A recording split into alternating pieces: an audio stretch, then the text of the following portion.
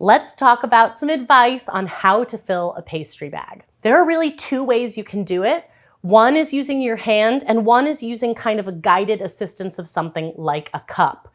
Now, the cup is the easiest. You would put your pastry bag, I'm using disposable pastry bags, but you can also use reusable ones, silicone, fabric, cloth, whatever you've got.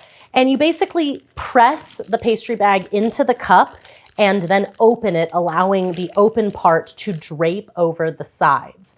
Then you can scoop your frosting into it just like this.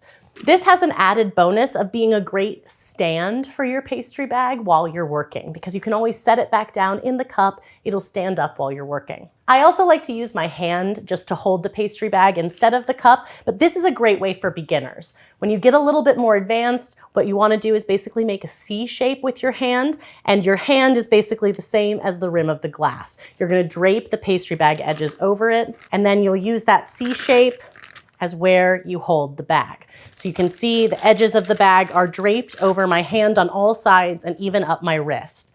The reason that I like this especially is because as I fill it, I can use my hand to help scrape the spatula clean.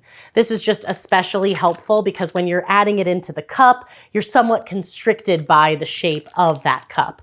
But like I said, both of these methods work and help you fill a pastry bag super easily.